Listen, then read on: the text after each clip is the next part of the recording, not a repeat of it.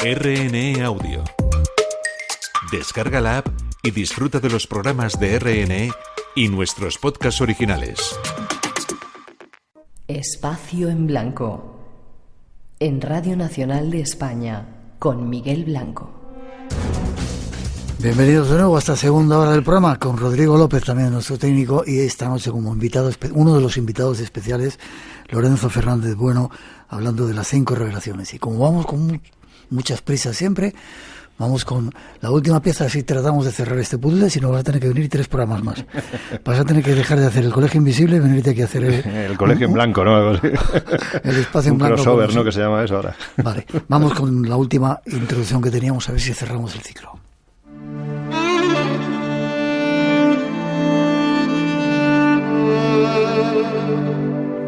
Sigamos el viaje tras la huella de unos legendarios caballeros.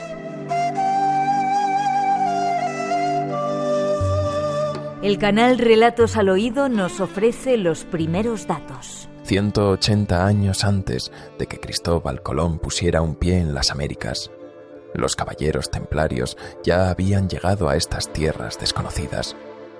Perseguidos por la Iglesia y la corona, huyeron de Europa en busca de refugio, navegando más allá de los límites del mundo conocido. En estas vastas y misteriosas tierras, ocultaron sus tesoros y sus secretos, creyendo que la mano del destino los había llevado a un lugar donde nadie los encontraría jamás.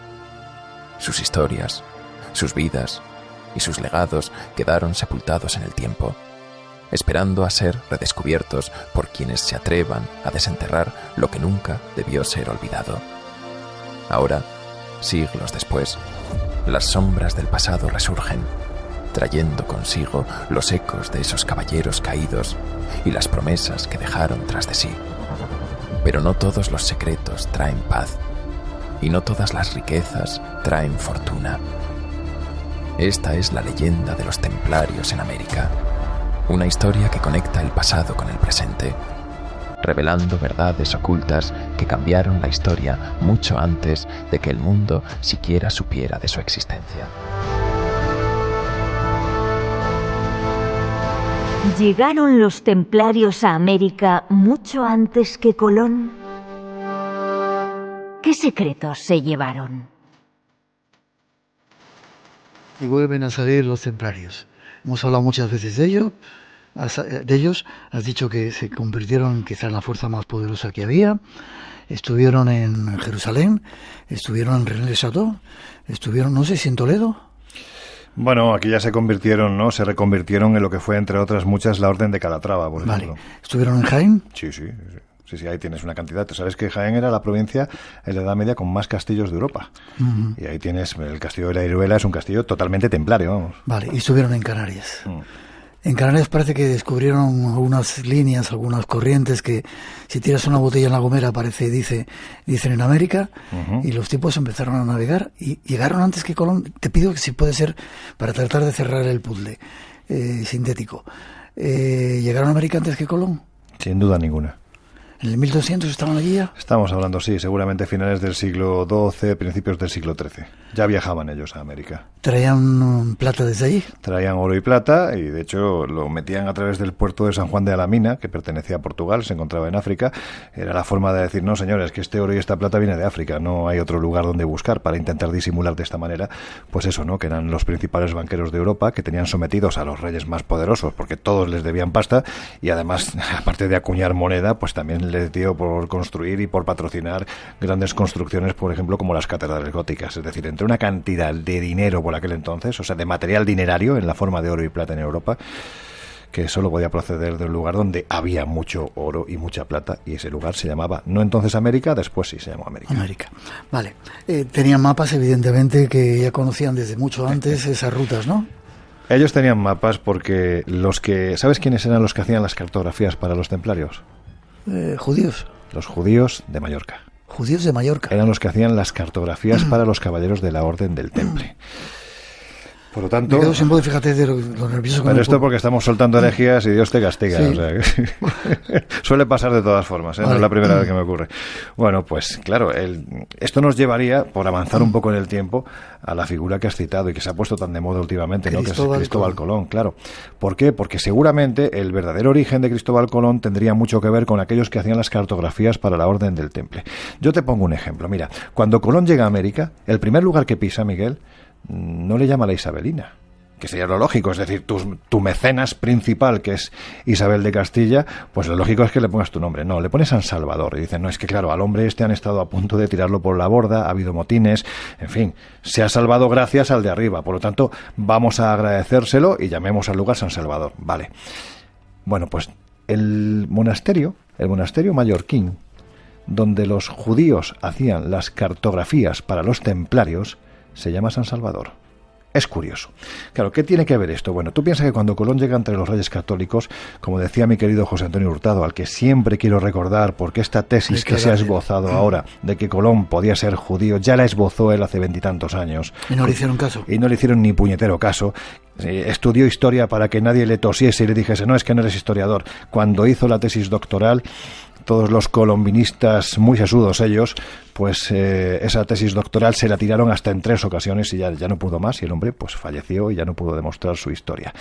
Él lo que decía es que Colón, un paniaguao, un hombre que llega a las costas de Portugal, pues siendo un auténtico náufrago y que de repente se relaciona con la corte de Portugal, llega a España, se relaciona con la corte de Portugal, ese hombre tenía algo. ¿Qué es lo que enseña a los reyes católicos? Pues ni más ni menos que uno de estos mapas que hacían los judíos de Mallorca, que tenía los sellos del Temple. Lo que pasa es que, por aquel entonces, lo que no podía ocurrir es que eso saliese a la luz, porque después del edicto en el que se termina con la Orden del Temple y son quemados en la isla de los judíos, en el Sena, los últimos grandes maestres, la cúpula templaria, bueno, pues hay que decir que el edicto lo que marca es que todas las propiedades pertenecientes a los templarios pasan a formar parte de los reinos en los que estos habían estado ubicados y había encomiendas. Sobre todo, la porción de tarta de un mapa que tenían los sellos templarios se la llevaba a Francia.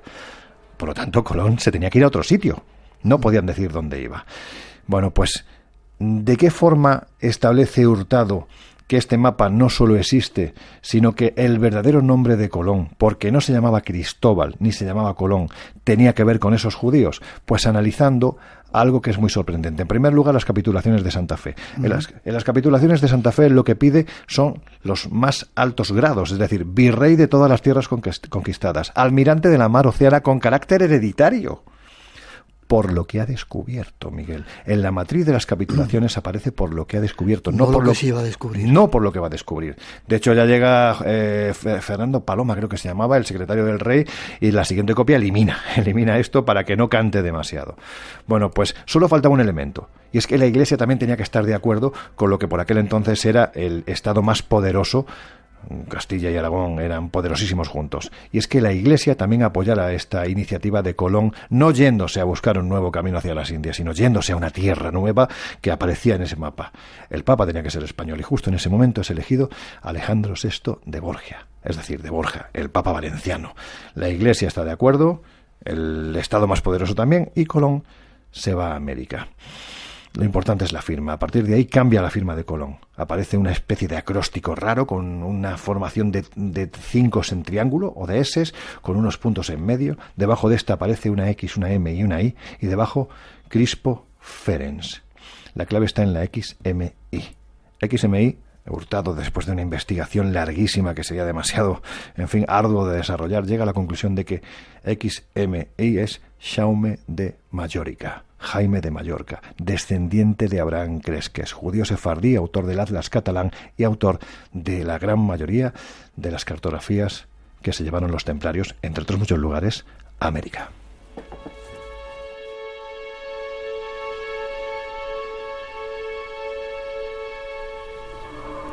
¿Y qué tiene que ver todo esto primero con Cristo? Es una buena pregunta. Sí, espera. Los templarios iban allí, ¿se llevaron algún tesoro, se llevaron algún secreto? Puesto que habían estado en todos estos lugares en los que flotaba la presencia de Jesús, de un posible gente que le seguía, que había estado casado, etcétera, etcétera, ¿qué tienen que ver? Mira, hay dos puntos que son importantes y creo que conviene recordar. Por un lado, lo que nos cuenta la tradición crística es que en el momento en el que Jesús está siendo crucificado, hay un señor que en un ejercicio de escatología brutal, se llama José de Arimatea, decide coger una copa para que se vierta la sangre de Cristo. O sea, imaginemos la escena. Vamos a hablar de metáfora quizás, ¿no? Que lo que se está hablando es vamos a recoger la sangre de Cristo, pero ¿en qué forma? En la forma de unos descendientes, de una genética. Entonces, lo que se dice dentro de esa otra tradición es que tanto María Magdalena, según el Evangelio apócrifo de Felipe, por ejemplo, es la apóstol de los apóstoles, la compañera, la consorte a la que Jesús besaba en la boca. Bien es cierto que por aquel entonces el beso, el ósculo en la boca era un símbolo de pureza, pero esta mujer era importantísima dentro de los seguidores. Sin embargo, se la puso como prostituta. Pues claro, había que eliminarla. Yeah. Había que eliminarla. No era, en fin, grato pensar que una mujer en un momento tremendamente machista pudiera ser la favorita de Jesús, no solo en el sentido sexual, sino también en el sentido espiritual, ¿no? Recordemos que María Magdalena es la primera que entra en esa tumba cuando Jesús resucita. Por lo tanto, estamos hablando de alguien muy importante y que es totalmente injustamente eliminado. Pues lo que cuenta esa tradición es que ella va con su hija Sara acompañando a José de Arimatea y desembarcan en las costas de Marsella, en Francia. Ahí está hoy en día una iglesia en la que se venera el cráneo de María Magdalena y ya sabemos toda la tradición que hay vinculada a esta figura en esta zona donde surge el temple. El temple se va, o los primeros fundadores del temple se van a Jerusalén. 9 caballeros. Miguel, 9 caballeros para proteger los caminos de Tierra Santa. Pero es que, de verdad, ¿de qué disparate estamos hablando? ¿Quién se cree esto? 9 señores con un voto de pobreza que prácticamente no tienen ni una espada allí a proteger una tierra que está con una caterva de asesinos. En fin, que es muy difícil. Esta gente fue allí a buscar algo. Se dice, no. Balduino, el rey, les dejó en las caballerizas. Claro, es que las caballerizas no siempre habían sido caballerizas. Las caballerizas estaban debajo del monte Moria, donde se encontraba el antiguo templo de Salomón. Eran las galerías subterráneas del templo. Esta gente estuvo buscando algo que confirmara, por un lado, lo que ellos pensaban. Y en segundo lugar, algo que en 50 años les convirtió en el ejército más poderoso de la tierra. ¿Qué pudo ser ese algo? Pues seguramente una historia muy vinculada a la descendencia de Jesús. Por eso es por lo que ellos viajaban a América, porque querían montar una sinarquía, un estado soberano, el que debía de estar regido ni más ni menos que por el Rex Mundi, es decir, por el descendiente directo de la genealogía crística.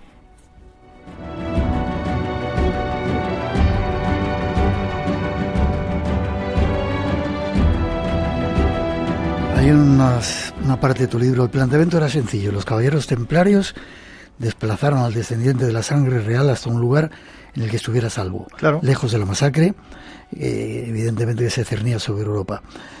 Y Colón, como sabedor de ello y como un nuevo Moisés, claro, decidió llevar a su pueblo al nuevo mundo, a la tierra prometida, donde él debía de reinar de nuevo. Era una especie de nuevo Moisés. Tú piensas una cosa, en el momento en el que los templarios son quemados, hay una parte del temple que marcha a Escocia. ¿Por qué? Porque Escocia había sido excomulgada por el Papa. Allí no les iban a hacer absolutamente nada, más allá de lo que era protegerlos, ¿no? Es en ese instante cuando son acogidos por una familia, la familia Sancler. La familia Sancler en ese momento cambian su escudo y deciden acuñar otro escudo en el que aparece lo que es el Duomo de la Roca, es decir, lo que sería hoy en día la mezquita de la Roca que está encima del templo, y debajo 2 caballeros montados a lomos de un caballo. Algo que también aparece en la estela que levanta el abad Saunier en la iglesia de Magdalena, debajo de la cual encuentra esos documentos. También 2 caballeros montando a caballos. Se dice, no, es el voto de pobreza de los pobres caballeros del templo de Jerusalén. Y una leche. Es decir, estamos hablando de una gente que se enriquece a manos llenas. De voto de pobreza nada. Cuanto más pasta tuvieran, mejor, porque es lo que buscaban. ¿Qué significa eso? Bueno, pues hay quien defiende que realmente lo que está representando es esa dualidad crística. Los 2 hermanos, los gemelos. Es decir, todo esto te lleva a pensar, por ejemplo, que estos caballeros de la Orden del Temple ya viajaban a América, pues por ejemplo en el año 1300 y pico, que es cuando se erige la Capilla de los Códigos, Rosling, donde tenemos elementos. Se dice, no se parecen. No se parecen. Es que tienes elementos de lo que son mazorcas de maíz, tienes elementos, hojas de aloe vera. Entras al lugar y es absolutamente ecléptico porque tienes una mezcla de diferentes religiones, desde la cultura celta con los Green Men hasta la propia masonería con el pilar de los masones y el pilar del aprendiz. Es decir, y allí representado ves mazorcas de maíz. 100 y pico años antes de que Colón fuera. ¿Quién trajo eso? ¿Quién trajo eso? Tú has estado en Tiahuanaco, por ejemplo. Te metes en el Calasasaya, que es una especie de piscina enorme que hay en Tiahuanaco, donde están las cabezas clavas, que supuestamente representan a las diferentes etnias que habitaban el altiplano hace miles de años, y en mitad de ese Calasasaya te encuentras un monolito con un señor que parece llevar un casco y barbado, cuando se sabe que los nativos de aquella zona en aquel tiempo eran lampiños, no tenían barba. Te vas al Museo de Antropología e Historia de Ciudad de México y te encuentras una serie de figuras que son el dios Glossab, el dios no sé cuánto, y una leche. Si es que lo ves, y es que perfectamente le ves hasta la tornillería o los anclajes de la armadura. ¿Quién era esa gente? Pues gente que viajaba mucho antes de que Colón lo hiciera, y Colón lo hizo manejando esa documentación. ¿Que la idea de Colón era la misma que tenían los templarios? No creo, pero sí es evidente que este hombre, como judío que era, lo que quiso es hacerse el perfil de un nuevo Mesías, de un nuevo Moisés, que llevaba a su pueblo a esa nueva tierra prometida. Vale. Ya para terminar, fue curioso porque las carabelas llevaban unas velas que eran templarias. Sí, claro, las cruces que aparecen es la cruz paté, la cruz templaria, también de los caballeros de Cristo, los portugueses. Pues no es raro, tú imagínate, tú te estás acercando en la lejanía y de repente tú estás en la costa americana y ves un símbolo a millas de distancia que reconoces y sabes... Porque ya habían estado antes. Claro, ya habían estado antes, sabes perfectamente que no te van a atacar, pues lo recibes como recibieron a Colón. A Colón lo recibieron con regalos.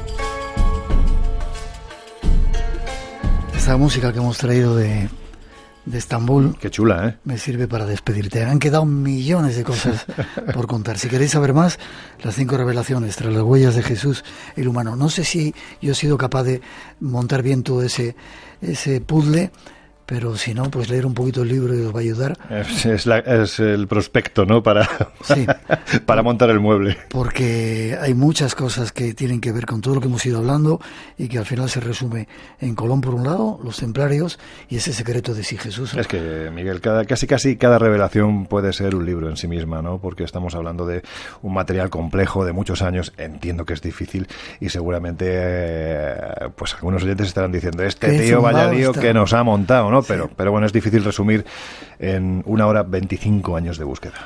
Pero son claves que se han dado y si quieren que las sigan. ¿Forma de contacto contigo?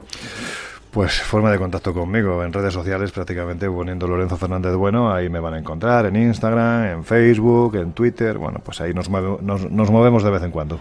Como siempre ha sido un placer. Igualmente, Miguel, un gusto, muchas gracias. Tendrás que repetir. Gracias. 3:24, 2:24, enseguida nos vamos a Argentina.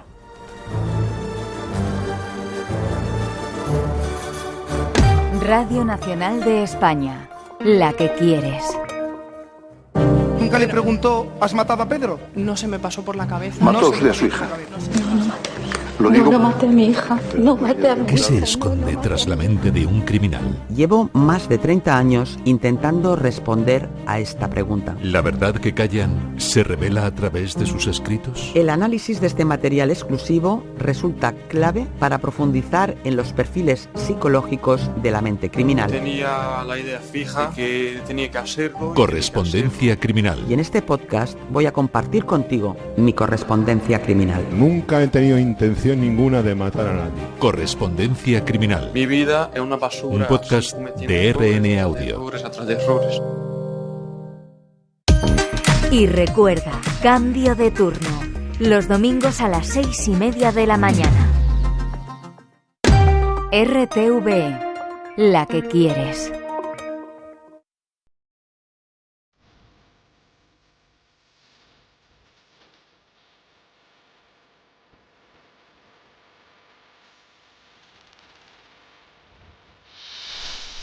Vamos con informaciones de actos que tienen que ver con el mundo del misterio.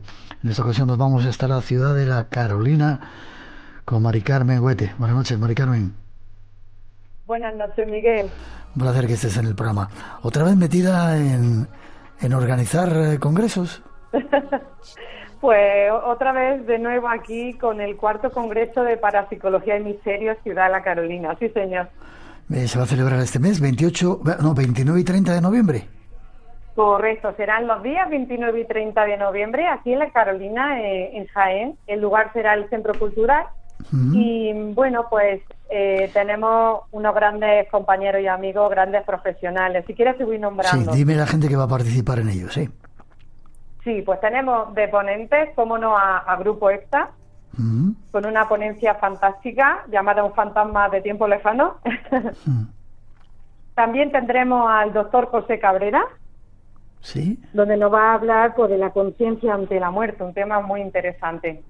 Tendremos también a Pedro Amorós, con la ponencia El Más Allá Responde, Psicofonía y Transcomunicación. Y también, Miguel, tendremos a Luis de Uriarte. Nos va a hablar pues sobre el infrasonido y la ilusión de lo paranormal. También daré yo, humildemente, una ponencia sobre la Carolina, Tierra de Misterio, precisamente el lugar, ¿no?, donde he elegido que se va a realizar. Vale. Y bueno... Me dices sí, que es en el Centro Cultural La Carolina. ¿Hay mucho espacio, mucho aforo? ¿Cuánta gente puede ir? Pues mira, tenemos un aforo de 200 personas aproximadamente. La reserva es por un número de WhatsApp, que si quieres ahora te lo facilito. Sí. Y la entrada, pues como siempre, es una entrada solidaria, Miguel. Bien. Sería 2 kilos de alimentos no perecederos pues, para el banco de alimentos para las familias más necesitadas. Vale, déjame que digas, si son 3 mejor, ¿eh? Si son 3, estoy diciendo a los oyentes, espera. Si son 3 mejor.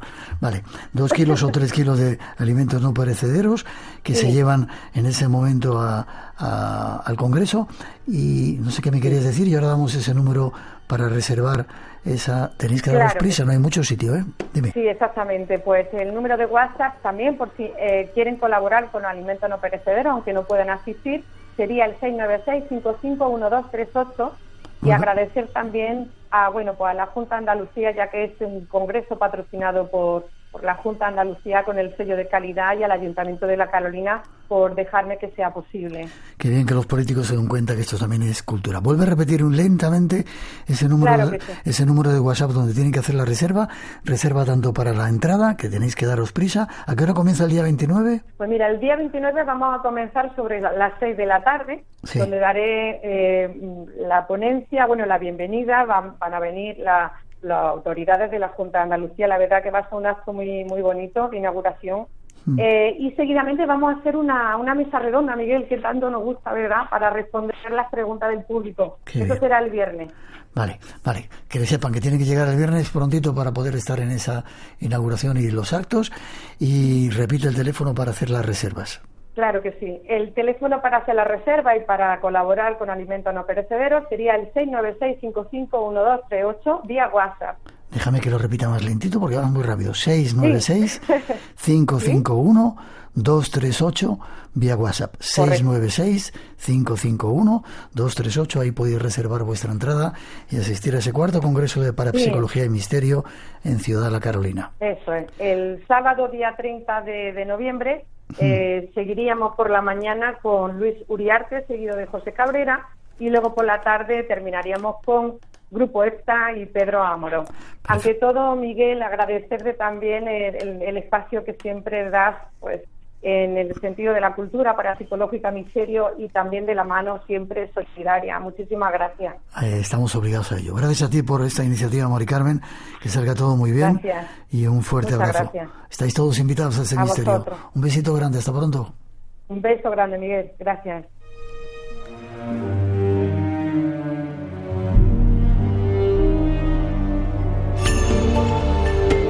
Si puedes imaginarlo, ¿por qué no vivirlo? Si les ha pasado a otros, ¿por qué no a ti? Espacio en Blanco, el lugar donde encuentras lo improbable. Buenas noches, Miguel, todo su equipo. Un beso grande desde Araminda, Uruguay, de parte de Miriam y de Pablo. Les mandamos un beso grande y espero que nos manden un saludo. Gracias.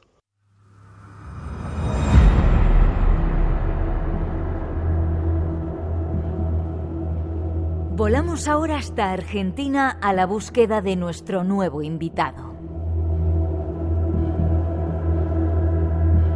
Junto a él vamos a realizar un viaje fascinante a través del mundo de los médiums y la diversidad de experiencias espirituales.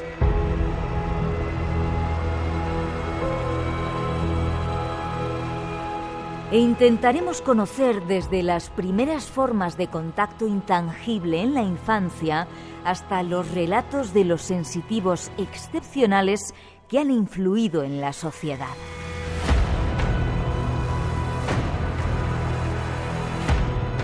Los médiums, un fenómeno tan antiguo como el ser humano, serán hoy objeto de nuestro interés. Y para hacerlo nos vamos, como hemos dicho, hasta Argentina para saludar a nuestro nuevo invitado, Alejandro Parra. Buenas noches, buenas tardes, buenas noches también para ti ya, Alejandro, ¿cómo estás? Buenas noches, Miguel, qué placer hablar contigo nuevamente. Desde el 2018 no nos vemos, en Madrid. 18, wow, cómo pasa el tiempo, ¿eh? Tal cual. Doctor, ¿Cómo estás? Bien, contento de estar de nuevo contigo y sorprendido por este trabajo que has hecho. Doctor en psicología, has escrito un trabajo hablando de mediums y te pregunto, ¿alguien como tú, doctor en psicología, ya acepta las experiencias espirituales? Bueno, desde luego. El problema es la interpretación que hacemos. O sea, el medium existe, sin duda alguna. El problema es, ¿acaso ellos realmente entran en contacto con una nueva dimensión, diferente? Son como realmente creemos antenas que nos permiten contactar con seres queridos fallecidos, etc. El gran problema de la mediumnidad es que la mediumnidad no se reduce solamente a un culto, en este caso el espiritismo, sino que uno puede encontrar mediums, como lo he hecho yo, a lo largo del mundo entero. Uno puede encontrar diferentes estilos de mediumnidad, incluso entre los chamanes, entre los canalizadores. Los puedes encontrar en Japón, en lugares tan distantes como Japón, India, América del Sur, Inglaterra, los Estados Unidos. En fin, la mediumnidad es un fenómeno que trasciende culturas, trasciende épocas, y que muchas personas, incluso quienes practican registros acásicos o quienes realizan diversos tipos de prácticas, eventualmente experimentan alguna forma de comunicación espiritual. Y en este libro rescato investigaciones hechas, entrevistas a una amplísima variedad de mediums y sensitivos que francamente me han deslumbrado en cuanto a sus condiciones y habilidades. Luego te voy a preguntar que nos cuentes alguna de esas experiencias, pero ¿cuáles serían las señales de la mediumnidad? Si es que si es que hay señales. Sí. Bueno, sí, por supuesto, claro. Hay una forma de mediumnidad que por lo general muchas personas suelen haber experimentado incluso en la niñez. Los espiritistas llaman a esta forma de mediumnidad una protomediumnidad o una premediumnidad, a cierta forma de sensibilidad en la que son receptores de alguna forma de señal, como por ejemplo ver sombras, luces, sentir que su cuerpo es atravesado por alguna fuerza y así. No sé si recuerdas, en mi visita anterior yo presentaba un libro sobre experiencias paranormales en hospitales con enfermeras. Sí. Bueno, este fenómeno puntualmente, aquel que involucra a los medios, son aquellas personas que a lo largo de su vida, incluso en su niñez, han tenido algún tipo de experiencia en particular, pero muchas veces el temor, la ansiedad, la idea de que pueden ser víctimas de un trastorno mental o que esto afecta a su salud mental, hace que muchas personas repriman este tipo de experiencia. Entonces, un poco el libro plantea lo que yo llamo eutonía espiritual, o sea, la manera a través de la cual el medium, cognitivamente, a través de un sistema de creencias, a través de un culto, se va introduciendo, va a tomar mayor fortaleza individual para evitar justamente experimentar ansiedad, miedo y temor, y entonces se va involucrando poco a poco al contacto con ese mundo, que por supuesto puede disparar naturalmente muchas ansiedades y así, pero finalmente el medium tiene de alguna forma la capacidad de encontrar un punto intermedio en el que esto que los espiritas llaman el desarrollo de la mediumnidad se va convirtiendo en un sistema bajo control, justamente controla esta ansiedad, este miedo, esta forma disruptiva en la que aparecen señales que no puede interpretar, por lo menos en una instancia inicial, y que después puede lograr comprender cada vez mejor y entender cuál es el propósito y el sentido habilidad o de su sensibilidad y convertirse en un medium profesional. Vale. Los niños, los amigos imaginarios de los niños, ¿podía ser un ejemplo de esa proto-mediumnidad que decías? Exactamente, Miguel, exactamente. ¿Por qué? Porque en la niñez muchos niños atraviesan una etapa en la cual, si bien es cierto que la fantasía y la imaginación y una serie de factores ya de orden psicológico, en otros casos hay niños que tienen cierta forma de sensibilidad en donde, por ejemplo, dialogan con el abuelo que no han conocido, por ejemplo, o con una persona, no solamente, digamos, una entidad fantástica, sino incluso un diálogo en el que el niño recibe información y de repente se la comunica a uno de sus padres, y uno de sus padres confirma efectivamente esto. Yo tengo el caso sorprendente que tuvimos aquí en el instituto hace algunos años en nuestros grupos, en donde un hombre mayor de unos 40, 50 años nos narraba que en cierta ocasión él tiene una experiencia en la que ve la imagen de su abuela a los pies de su cama, que le hace un gesto que él interpreta como una señal de despedida. Entonces él se levanta de la cama, va a ver a sus padres, despierta a su padre y le dice: la abuela ha fallecido. El papá, por supuesto, conmocionado por la noticia, lo manda a dormir al niño de vuelta, suena el teléfono, levanta y escucha la voz de su hermano, que estaba en un hospital donde su mamá había sido hospitalizada de urgencia y había fallecido en ese momento. Ahora, lo sorprendente del caso es que su mamá se levanta de la cama, va a los pies de la cama del niño y le dice que sea la última vez que tú cuentas una experiencia de este tipo, ¿no? O sea, de alguna manera reprimió esta facultad, esta condición, y se animó a narrarla en un espacio de contención, de poder compartir experiencias que él había tenido. De modo que en la niñez hay una etapa en la que este tipo de experiencias pueden ser mucho más comunes y naturalizadas de lo que realmente creemos.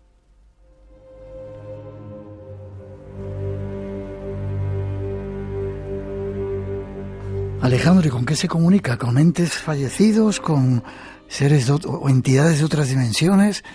¿Con qué se puede entrar en contacto? Bueno, acá tenemos una enorme diversidad de experiencias, porque si bien es cierto que básicamente hay dos estilos de mediumnidad, hoy predominan ambos, pero uno sobre todo tiene actualmente mayor fuerza, incluso en las redes, que es lo que llamamos mediumnidad secular o mediumnidad laica, o sea, personas que ofrecen un servicio, a veces con una tarifa, y que funcionan como una antena de alguna forma, o sea, la metáfora de una antena, en donde personas que están pasando por una situación de duelo, personas que han perdido un ser querido a causa de una enfermedad terminal, de un suicidio o de cualquier otra forma de muerte, un accidente automovilístico, por ejemplo, consultan un medium, porque el medium hoy día, lo que en el pasado era patologizado o era pensado como un estigma para la salud mental, hoy día el medium tiene un rol terapéutico.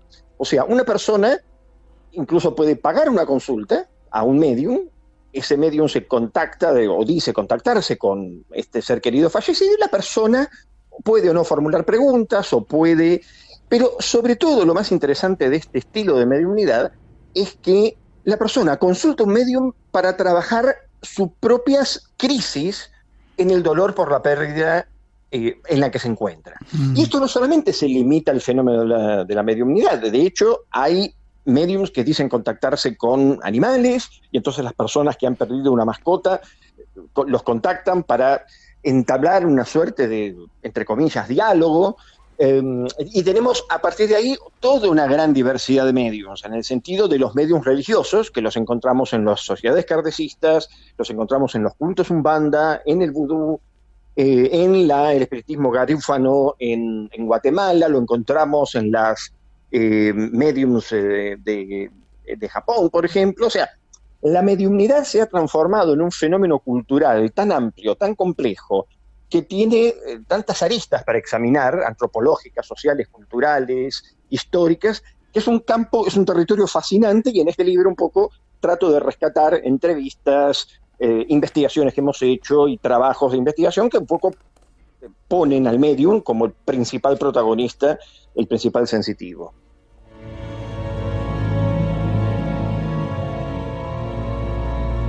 Y dentro de ese trabajo hablas de diferentes, no sé si llamarlo categorías. Hay una que a mí me llama mucho la atención, esos medium que hacen cirugías astrales e incluso físicas. Supongo que habrás conocido alguno, Sarigó, ¿verdad? Pachita. Bueno, no los conocí porque ya murieron hace muchos años, ya, pero sí he conocido, por ejemplo... Algunos de los brasileños. No soy tan viejo. No soy tan viejo.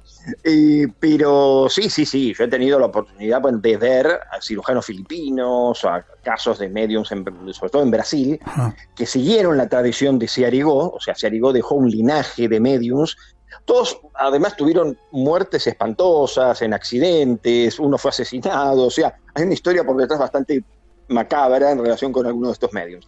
Pero lo más sorprendente del caso era que Ciarigó y otros, digamos, de estilo similar, hacían intervenciones quirúrgicas en estado de trance, diciendo incorporar al espíritu de un médico alemán fallecido en la Primera Guerra, que era el Dr. Fritz. Dr. Fritz debe ser uno de los médicos más famosos de todo Brasil, porque nunca se supo si realmente existió o no, porque ese nombre y médicos, digamos, alemanes hay millones. Pero digo, lo interesante de su caso es que este estilo de práctica, que es, además del medium que asiste en el duelo, uno podría pensar posiblemente una de las formas de mediumnidad que tienen más público cautivo. ¿Por qué? Justamente porque los tratamientos curativos que algunos mediums utilizan a través de fluidos, por ejemplo, lo que ellos llaman fluidoterapia, a través de imposición de manos, a través de cirugías astrales o psíquicas, o sea, hacen una suerte de intervención. Esto lo he visto en varios lugares, en Brasil, aquí en Argentina incluso, en donde el medium incorpora un médico espiritual. A veces estos médicos no tienen nombre, o son médicos astrales, o son médicos que ellos dicen provienen de otros planetas y cosas similares, y realizan lo que sería la mímica de una intervención quirúrgica, no sobre el cuerpo de una persona, sino sobre su campo astral, extrayendo un tumor y luego cicatrizando o curando esa herida. Cuando uno ve esta práctica, ¿no?, y se sorprende por el estilo, lo que ellos plantean es que en realidad le han salvado la vida a su paciente porque han evitado que esa larva o ese tumor o esa oscuridad que ven en el campo energético fluídico del paciente se materializa en el cuerpo y entonces produzca una enfermedad. Y esta sería un poco la explicación que ellos dan a esta modalidad de intervención. Después tenemos los otros, como el caso tú mencionaste de Ciarigó, que efectivamente hace un tipo de intervención mucho más dramática, ¿no?, en donde utiliza un cuchillo o un trozo de vidrio, ¿no?, y hace intervenciones bastante más riesgosas, de hecho, ¿no?, que actualmente, hasta donde yo sé, al menos en Brasil o al menos en América Latina, todavía ya no se practica, o si se hace, se hará en alguna aldea o una región donde no tienen servicio médico, ¿verdad?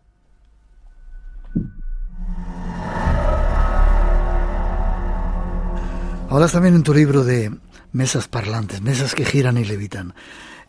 Todo esto está también dentro del campo de la mediunidad y de esa corriente espiritista que se dio en Europa, en América. En todos los países, incluyendo España, en el siglo pasado, durante el periodo de la Segunda República, las prácticas espiritistas hasta los años 30, por lo menos hasta la llegada de Franco, hasta la Guerra Civil Española, fue una práctica sumamente común, sobre todo de las clases más acomodadas, aristocráticas, en donde las personas, cuando terminaban la cena por la noche, ponían una pequeña mesita trípode, colocaban sus manos en torno a una mesa y la mesa comenzaba inexplicablemente a moverse y a golpetear y hacer o dar golpes y comunicarse a través de esa forma. Yo he participado de varios encuentros en el Instituto de Psicología Paranormal y en otros, en Brasil y en otros lugares, en donde este tipo de práctica es bastante frecuente. Nunca he tenido la posibilidad de verla levitar la mesa en términos de verla elevada unos metros en el aire, eso no, por supuesto, pero sí he tenido la posibilidad de participar con mediums en este tipo de sesiones y efectivamente es impresionante el efecto en donde la mesa parece que baila, danza contigo, ¿no?, y con los miembros del grupo y así. Bueno, este estilo de mediumnidad es muy antiguo, casi tan antiguo como el origen del espiritismo mismo, a mediados del siglo XIX, y formaba parte de una forma a través de la cual, supuestamente, la entidad comunicante utilizaba la mesa como un vehículo.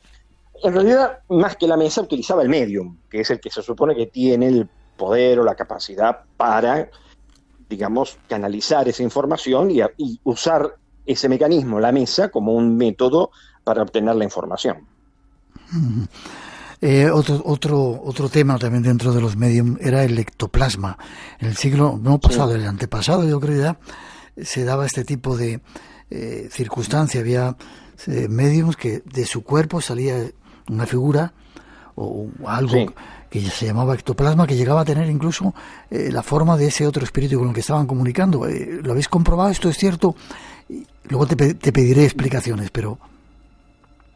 Bueno, explicaciones mucho no hay. Es un fenómeno que básicamente tuvo su periodo de auge hasta los años 30 y 40 en Brasil. Hubo otros mediums también que produjeron fenómenos de este estilo hasta por lo menos la década del 60.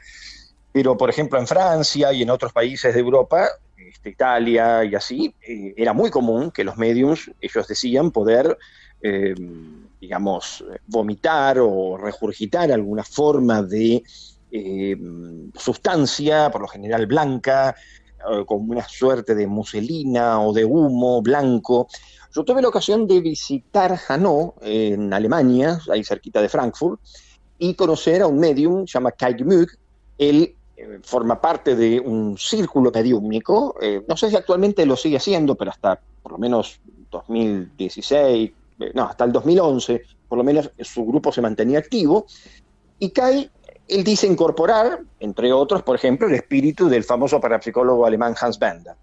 Entonces, en un contexto, en un círculo que se forma con aplausos, gritos y así, bueno, el medium encerrado en un gabinete con cortinas, muy similar al estilo de las sesiones mediúmnicas de fines del siglo pasado, de alguna forma generaba una instancia en la cual, cuando corrían el cortinado, efectivamente emanaba esta sustancia, que yo tuve ocasión así de ver así fugazmente, bajo condiciones muy estrictas de control, donde no se podía llevar cámara fotográfica ni filmadora. Hubo parapsicólogos que visitaron a Kai y aceptaron ser sometidos bajo un protocolo de control, como el caso de Stephen Brown y otros, que efectivamente, se confirmaron la presencia de esa sustancia y así. Yo no puedo afirmar categóricamente de que el ectoplasma es o no genuino, al menos en esa fugaz visita que hice y de la que fui testigo. Bueno, efectivamente algo aparecía cerca de su rostro y se formaba una figura, lo cual me sorprendió bastante. Pero, el fenómeno, eso, más allá de las sospechas o toda la cuestión de la manipulación, fraude y así, efectivamente en el pasado fue confirmada como un fenómeno con un carácter genuino, ¿verdad?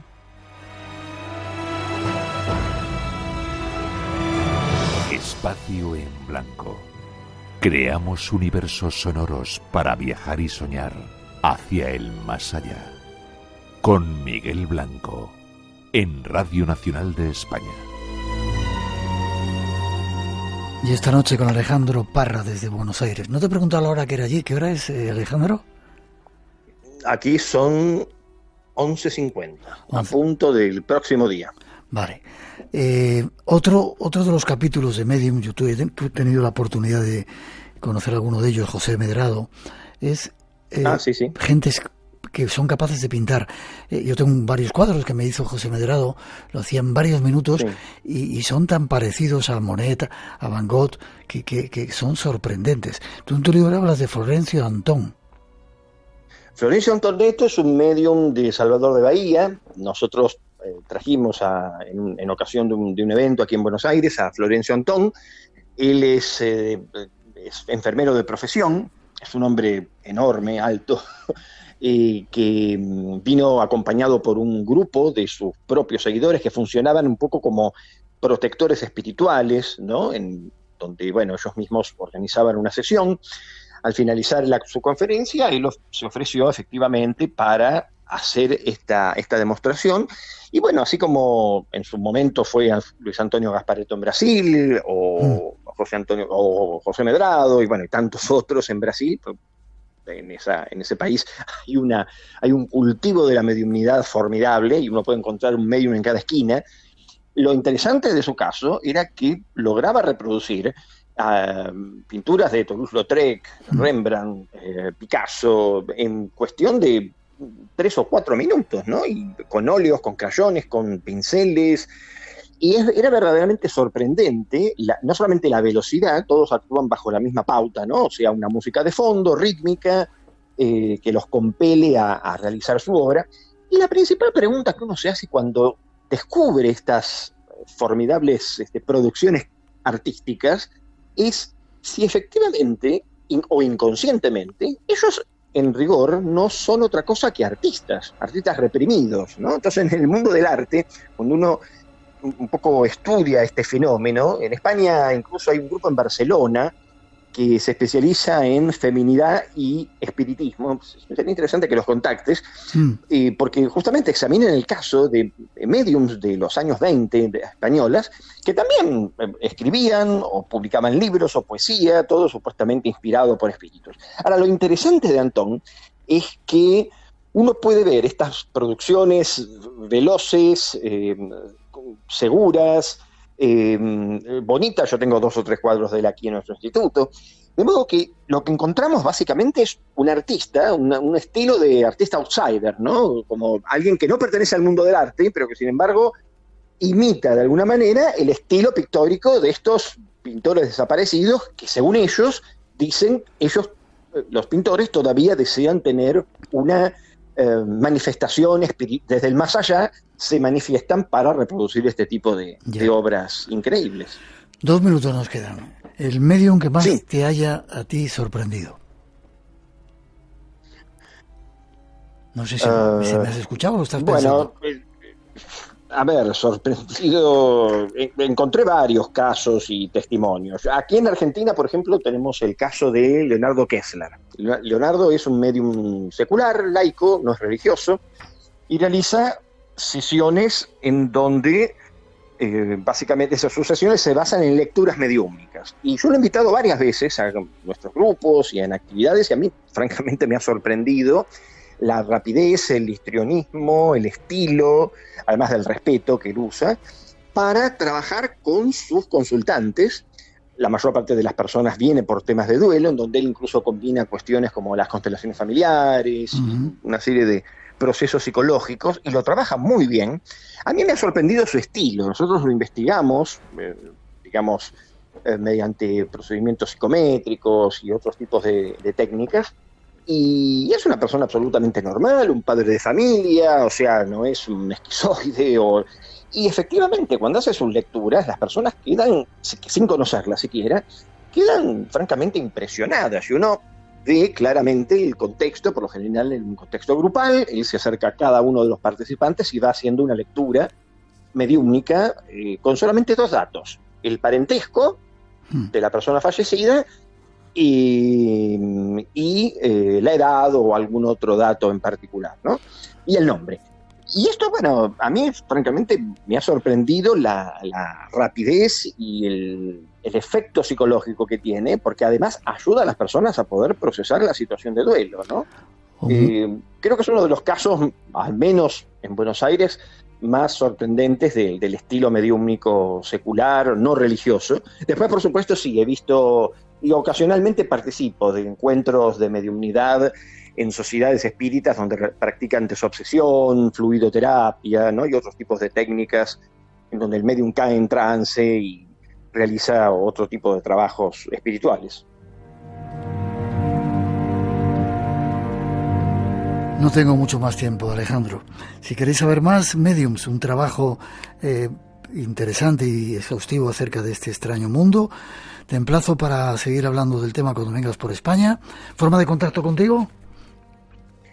Redes sociales, Instagram, Facebook, y por supuesto el libro ahora exhibido en todas las librerías españolas, todas las tiendas.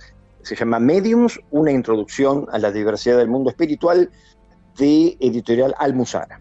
Te agradezco mucho tu presencia aquí en el Espacio en Blanco y espero verte muy pronto. Igualmente para ti. Se te extraña en Argentina. Espero algún día poder verte. Dentro de poquito iremos por ahí. Fuerte abrazo. Fantástico. Hasta pronto. Igualmente para ti. Adiós.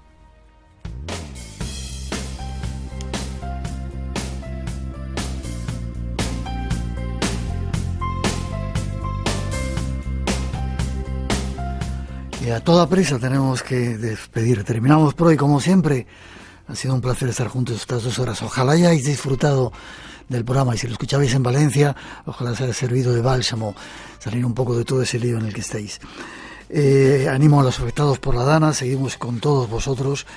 Al resto nos encontramos en esta cita. Tenemos una misión juntos, llenar este espacio en blanco. Os esperamos para ello, os dejamos con Alborada y con nuestros compañeros de la información y nosotros volvemos en 7 días. ¡Feliz semana!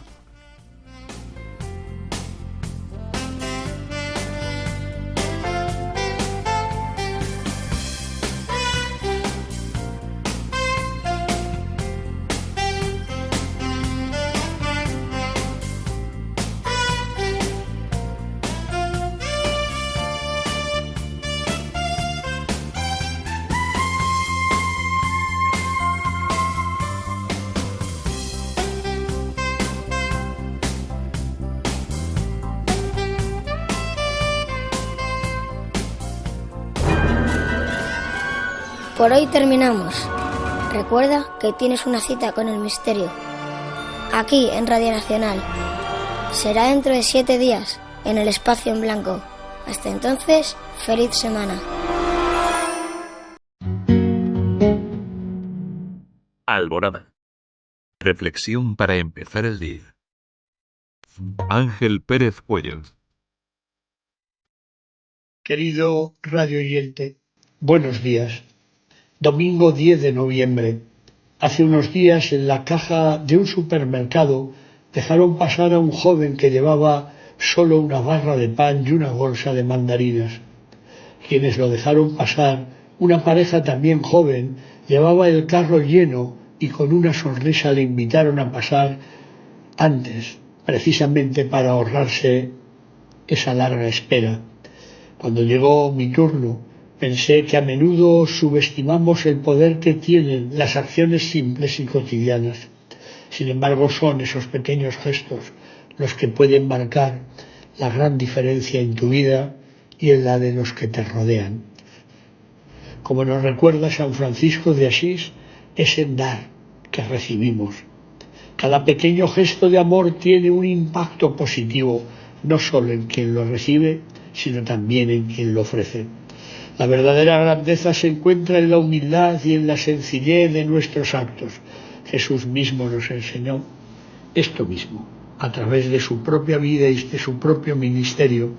Y tengo claro que los gestos sencillos, una palabra amable, una sonrisa, reflejan el amor de Dios y construyen una comunidad más fuerte y compasiva. La grandeza de lo pequeño nos muestra que estos gestos tienen un efecto multiplicador. Una buena acción puede inspirar a otros a hacer lo mismo, creando una cadena de bondad que se extiende más allá de lo que podemos imaginar. Al practicar la amabilidad y la generosidad en nuestras interacciones diarias, contribuimos a un mundo más humano y solidario. ¿Os imagináis que cada uno de nosotros, a lo largo de la jornada, pudiéramos hacer un gesto pequeño? Os invito a ser conscientes de los pequeños gestos en vuestra vida diaria, en tu vida diaria, en tu hogar, en tu trabajo, en tu círculo de amigos. No subestimes su poder. Que cada pequeño acto de bondad sea una semilla de amor y esperanza que seas capaz de sembrar en el corazón de aquellos que te aman, de aquellos que te rodean, de aquellos que comparten tu vida. Que tengas una fecunda y feliz jornada.